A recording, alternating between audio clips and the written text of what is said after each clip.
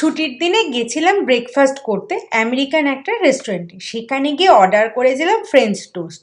খেতে যে আমার শুধু ভালো লেগেছে তা নয়, এক কথায় অপূর্ব। বাড়ি ফেরার সময় আমি অভিজিৎকে বলেছিলাম যে কিভাবে বানাবো।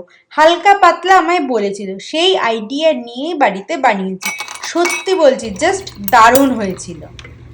এবার বলি কিভাবে করেছি। প্রথমেই লাগবে ব্রেড, তার জন্য দুটো স্লাইস নিয়েছি। এবার একটা বাটিতে দুটো ডিম, 1 পিঞ্চ নুন, সিনেমন পাউডার, হাফ চামচ অরেঞ্জ এসেন্স, ম্যাপেল সিরাপ আর রুম টেম্পারেচারে দুধ নিয়েছি। এখানে ম্যাপেল সিরাপের জায়গায় মধুও নিতে পারবে। ভালো করে ব্যাটারটা মিশিয়ে নিয়েছি। এবার তাতে দিয়েছি ব্রেড স্লাইস, 30 সেকেন্ড করে এক এক পিঠ ভিজিয়ে নিয়েছি।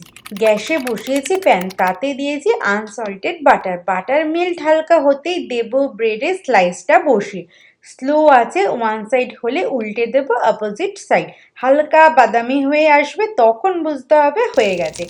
তুলে আবার আরেকটা দিতে হবে। ফ্রেঞ্চ টোস্টের টেক্সচারটা হবে lightly crispy on the outside আর ভিতরটা হবে সফট আর ময়েস্ট। টোস্ট রেডি হয়ে গেলে এবার এটাকে একটু সাজিয়ে গুছিয়ে নিতে হবে। আমি উপর থেকে বাটার আর ম্যাপেল সিরাপ দিয়ে কিছু ফ্রেশ ফল নিয়েছি। তোমাদের পছন্দ মতো ফল দিয়ে খেতেই পারো। দেখতেই কি ভাইব্রেন্ট লাগছে না? খেতে এতটাই সুস্বাদু। খুব কম সময় এত সুন্দর ব্রেকফাস্ট রেডি। ছোট বাচ্চা বা বড় সুন্দর করে প্লেটে দিলে সেই খুশি। যদি ব্রেকফাস্টের এই রেসিপিটা ভালো লাগে, একবার বানিয়ে বাড়ির লোককে খাইয়ে দেখতে পারো। আর কেমন লাগে বলো। আমি আসি তাহলে আজকে, টাটা।